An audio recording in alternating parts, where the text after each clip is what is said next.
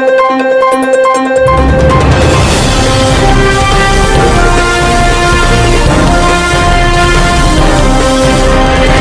की रूपरेखा कैसे होगी? किस तरह से जो है कार्यक्रम का शुभारंभ होगा? आज रात तक को तो सब सुबह तक इनकी तैयारियां चलेंगी। कभी कोई आर्टिस्ट रात को लेट आ रहा, कोई जी, सुबह अर्ली मॉर्निंग आएगा। सुबह 11 बजे तक हमारा लगभग सेटअप तैयार हो जाएगा कंप्लीटली। उसके बाद हमारा इनॉग्रेशन है, वो 3 बजे के बाद यहाँ जी, पे हल्का-हल्का शुरू हो जाएगा।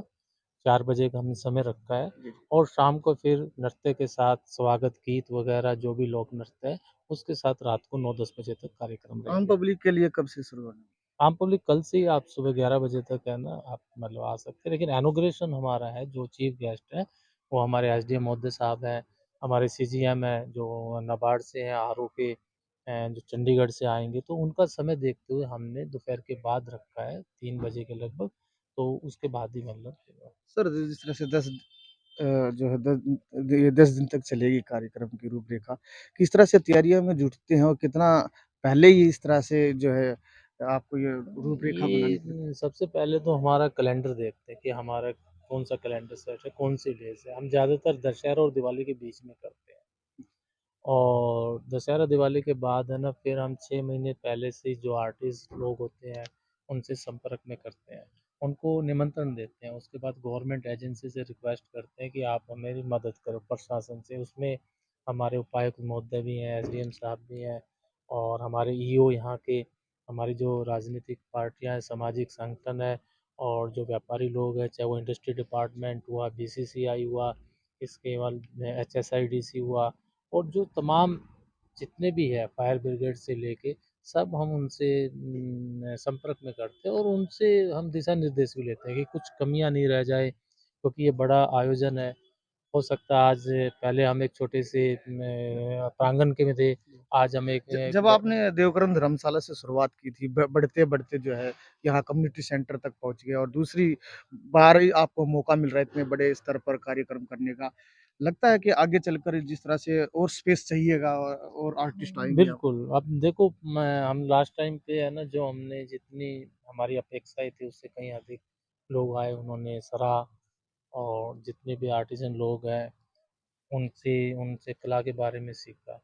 इसका मुख्य कारण है कि आज झज्जर ज़िले के अंदर 40-50 नए आर्टिस्ट उभर के आ रहे हैं।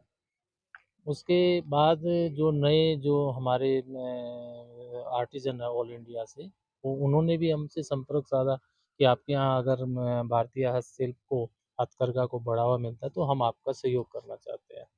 आज जहाँ स्टार्टिंग में 20 जो हमारे आर्टिस्ट थे, पद्मश्री, शिल्प गुरु, नेशनल अवार्डी, उन्होंने एक छोटे से प्रांगण देवकरण धर्मशाला के अंदर शुरू किया। आज हम कम्युनिटी सेंटर में आ गए। अगर पब्लिक कितनी तादाद में जो नज़दीकी है, चाहे वो हमारे डिस्ट्रिक्ट हुए सोनीपत, रोहतक और आपका झज्जर, महेंद्रगढ़ चल के इवन हमारा एनसीआर का दिल्ली का एरिया है। अगर वहाँ से भी लोग जब आने लगे, तो हमें लगता है कि हमें इससे भी बड़ी जगह चाहिएगी और प्रशासन का बहुत बड़ा सहयोग चाहिएगा। सूर्यकांत जी, जिस तरह से 10 दिन तक ये चलेगा और मतलब जिस तरह से भीड़ होती है और जब लास्ट दौर तक ये कार्यक्रम चलता है, तो एक परिवार की तरह हो जाता है। तब ये जब समापन होता है इसका, तो एक ऐसा लगता है कि कहीं न कहीं जो है ये कार्यक्रम आगे बढ़ना चाहिए था। हाँ, देखो कुछ आर्टिज़न लोग हैं या मैं सीधे तौर पे कह सकता हूँ कि जो हमारा प्रशासन है वो भी कहता है बार-बार हमें 2 या 3 दिन का इसको और बढ़ा दो। अगर अब की बार ऐसा रहा तो हमारा बिल्कुल प्रयास रहेगा पब्लिक की माँग पर, डिमांड पर हम इस कार्यक्रम को 2 या 3 दिन के लिए बढ़ा सकते हैं। लेकिन उससे पहले कुछ हमारी जो प्रशासन से रिलेटेड जो अनुमतियाँ होती हैं या जिस प्रकार की कागज़ी कार्रवाई है, वो हमें पहले पूरा करना पड़ेगा। जिस तरह से आयोजन कल यहाँ पर शुरू होगा 3 बजे के बाद और यहाँ पर जो है 10 दिन तक ये चलेगा और 9वीं बार जो है इस कार्यक्रम को लेकर जो तैयारियाँ पूरे ज़ोरों-शोरों पर है। सूर्य भाई और से हम एक बार बात करेंगे। जी, सूर्य भाई जी बताएँ। बिल्कुल सुबह से शाम तक है ना, हमारे जितने भी काम करने वाले हैं वो सब लगे हुए हैं। उसमें टेंट का आपका इलेक्ट्रिसिटी, साउंड सिस्टम एवं पूरा हमारे जो कर्मचारी जो हमारा यहाँ का संघ है या जो हमारी कमेटी है, और जिन्होंने चेयरपर्सन या ईओ ने जिस तरह आदेश दिए थे नगर अ, परिषद का कितना सहयोग रहता है यहाँ? बहुत ज़्यादा नगर परिषद का रहता है क्योंकि तमाम जितना भी रख-रखाव है या देखना है या सफाई व्यवस्था है या पानी की व्यवस्था या किसी प्रकार से हमारे मेहमानों को कोई तकलीफ़ नहीं हो, तो वो नगर परिषद मतलब पहले दिन से आज तक हमें स्थानीय सहयोग प्रशासन का भी सदा पूरा बिल्कुल रहता है। पूरा रहता है। सर, पुलिस की अगर हम बात करें सुरक्षा की, यहाँ पर कार्यक्रम के जो लेकर जिस तरह से तैयारियाँ हैं और ख़ास एक तीसरी नज़र जो होती है, वो कैमरे की होती है। सर, यहाँ पर सीसीटीवी कैमरे से लैस है सर ये।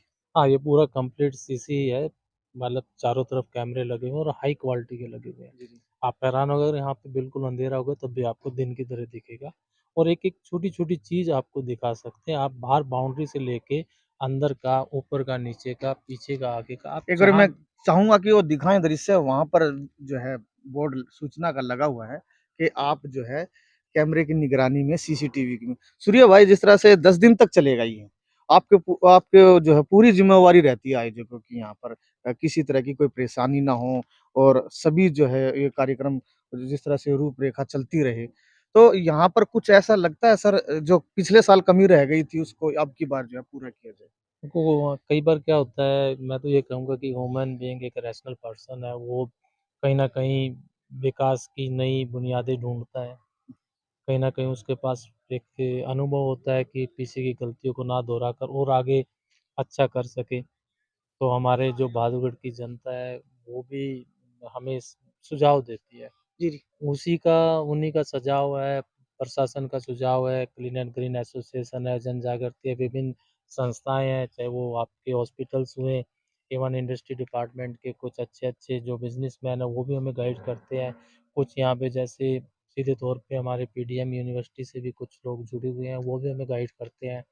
स्कूल, कॉलेज के जो डायरेक्टर हैं या प्रिंसिपल्स हैं या उनका स्टाफ है, वो भी हमें गाइड करते हैं। तो हमेशा हम यहाँ बेहतर करना चाहते हैं जी। और मैं जितना भी बहादुरगढ़ की जनता है, वो एक परिवार की तरह यहाँ के काम करती है और ये 10 दिन है ना, 10 दिन के बाद आप कई बार देखोगे कि जब आप यहाँ पे आओगे 10 दिन के बाद, जो लोग हमसे बिछुड़ के जाते हैं, जी, जी। उस समय एक मन में भाव-सा होता है और शायद उस वो आप हमारे चेहरे और जी, जी। आँखों में देख सकते हैं। जी। हम चंद्रकांत जी से भी बात करेंगे और उनसे जानना चाहेंगे वो क्या फ़ील कर रहे हैं कल के कार्यक्रम को लेकर ये बहादुरगढ़ की जनता से। जी, चंद्रकांत जी, सबसे पहले आपका स्वागत है बहुत-बहुत। अ, जी20 में जो है अगुवाई भी इन्होंने की थी, वो हरियाणा की तरफ से उनको मौका दिया गया था। सर, सबसे पहले तो जिस तरह से कार्यक्रम कल चलेगा, क्या अपील करना चाहेंगे शहरवासी से? नहीं, बहुत अच्छा लग रहा है, दूर-दूर से लोग आए हैं, कुछ कारीगर और रात को आने वाले हैं, कल सुबह तक ऑलमोस्ट सभी लोग पहुँच जाएँगे और विविधताओं का है हस्तशिल्पी में अलग-अलग रंग बिखेरे जाएँगे और हमारे बहादुरगढ़ में ये प्रोग्राम हो रहा है, तो हमारे लिए तो गर्व की बात है और अब की बार कुछ संस्थाएँ जो बहादुरगढ़ की ग्रामीण महिलाएँ भी इसमें भाग ले रही हैं। जी, जी। तो शहरवासियों से कल होने वाले कार्यक्रम को लेकर आप जिस तरह से क्या अपील करना चाहेंगे? ख़ासकर एक मंच भी आपने दिया है।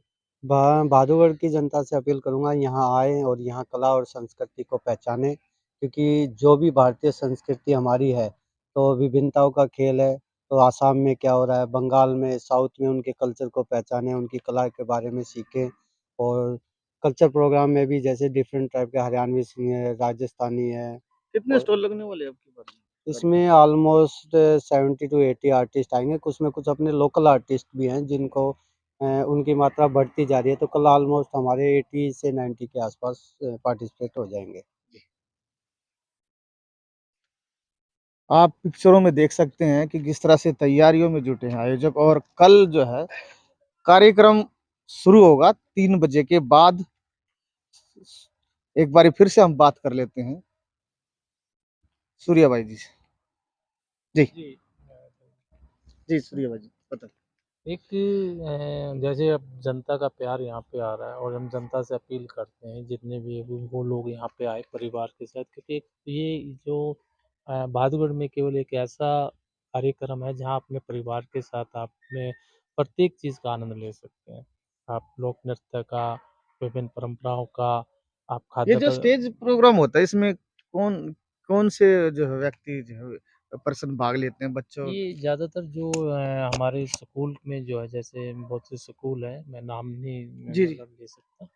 क्योंकि उन स्कूल के जो बच्चे होते हैं, स्टूडेंट्स होते हैं, यूनिवर्सिटी के या लोक नृत्य के साथ जुड़े हुए आर्टिस्ट होते हैं, वो आती है। जो और भाग ये लेते हैं सूर्या भाई उसमें जो बच्चों को प्रोत्साहित करने के लिए क्या यहाँ से कोई पारितोषिक हाँ, उनका अपना एक हम जो है ना लोक नृत्य के हिसाब से हम एक प्रमाण पत्र, सर्टिफिकेट ताकि उनका और हौसला बढ़े? हौसला बढ़े और उनको जितना भी सपोर्ट होता है उनको मिलते हैं। लास्ट टाइम पे आपने भी देखा होगा कि बहुत से अच्छे जिन्होंने संगीत गाया था उन्होंने ऊपर जाके प्लेटफ़ॉर्म पे लिया, उन्होंने परफ़ॉर्म भी करके आए हैं वो। ऐसे हम चाहते हैं लोक नृत्य का। और आपको सबसे बड़ी बात बता देता हूँ जी, कि ये जो ये कार्यक्रम है ना 2 या 3 साल मतलब उसके बाद ये अंतर्राष्ट्रीय हो जाएगा। जी, जी। तो उसका कारण है जी, जो हमारे पड़ोसी राष्ट्र हैं, जी, जितने भी देश हैं, चाहे वो श्रीलंका हुआ, आपका नेपाल है, इधर से कुछ ऐसे है जैसे कजाकिस्तान, उज़्बेकिस्तान, उज़्बेकिस्तान, उन लोगों से भी जो हमारे निजी आर्टिस्ट हैं, जैसे हम सूरजकुंड मेले में या प्रगति मैदान में या कहीं जब बाहर जाते हैं इंटरनेशनल प्लेटफ़ॉर्म, वो हमसे मिलते हैं। तो वो हमें आग्रह भी करते हैं कि हम भादु बढ़ाना चाहते हैं। विशेष तो गोंदवाल परिवार का काफ़ी सहयोग रहता है। जिस तरह से आपने कमान सँभाली हुई है, चंद्रकांत भाई ने सँभाली हुई है, नीरज ने सँभाली हुई है, राजेंद्र जी ने सँभाली हुई है और सबसे बड़े जो आदरणीय जो महावीर प्रसाद गोंदवाल जी ने सँभाली हुई है। तो इस तरह से आयोजन करना कोई छोटी बात नहीं है सर। देखो जब जनता का प्रेम हो, एक अनुशासन हो बहुत बड़ा, तो हमारे पीछे कितनी बड़ी दीवार है, उसको असामाजिक चीज़ों को वो लाँघ नहीं सकती। वो हमारे यहाँ के सभ्य लोग, प्रशासन, एक में सामाजिक संगठन, तो वो उसमें लगता है कि शायद हम तो हमारा तो नाम आप ले रहे हो। एक्चुअल में तो ये जो हमारे यहाँ का प्रशासन है, हमारी सामाजिक संस्थाएँ हैं और जो जनता है अच्छे जो आप कह सकते हैं फॉन्ड ऑफ आर्ट, जो उनके लवर्स हैं आर्ट के, जो उनके सीखने वाले, चाहने वाले और जो चाहते हैं कि हमारी संस्कृति बची रहे, हमारी लुप्त कलाएँ बची रहें और वो आगे बढ़े क्योंकि अंतर्राष्ट्रीय स्तर पर बहुत बड़ा व्यापार हस्तशिल्प एवं हथकरघा करता है। आज भी एक्सपोर्ट में इसका एक बड़ा हिस्सा है और उन वो एक बड़ी दीवार हमें बचा के रखती है और उन्हीं का हम शुक्रिया अदा धन्यवाद करेंगे कि वो इतनी बड़ी दीवार बन जाए कि वो जब हम अंतर्राष्ट्रीय स्तर पर यहाँ कोई कार्यक्रम करेंगे 2 या 3 साल के बाद, तो जो विदेशी जो कलाकार आएँगे, उनको अपने घर से ज़्यादा सम्मान मिले। ऐसे सुनने में आया कि जनवरी में जो है सरकार हरियाणा सरकार है कुछ आप देखो मिलकर कार्यक्रम करने जा रहे हैं। हमारा तो प्रयास ही है कि अगर सरकार हमें कोई भी मौका देगी, चाहे वो डिस्ट्रिक्ट से हुआ या आपका स्टेट गवर्नमेंट हुआ या आप ग्रामीण क्षेत्र के अंदर इस प्रकार की विभिन्न कलाओं का हुआ या इंडस्ट्री डिपार्टमेंट हुआ या चैम्बर ऑफ कॉमर्स हुआ या कोई विभिन्न संस्थाएँ जिससे हम अपने प्रदेश की संस्कृति को आगे बढ़ा सकें, हम तन मन धन से साथ रहेंगे। जी। कल से इस एग्ज़िबिशन का शुभारंभ हो जाएगा। अ, हस्तशिल्प एवं सांस्कृतिक महोत्सव प्रदर्शनी 2023 शुरू हो जाएगी और 9वीं यह प्रदर्शनी है और 10 दिवसीय ये चलेगी और आप यहाँ पर जो है सुबह 10 बजे से लेकर रात 9 बजे तक इसका लुत्फ़ उठा सकते हैं। यहाँ आकर भारतवर्ष के तमाम शिल्पकार और बुनकर इसमें भाग ले रहे हैं। नमस्कार।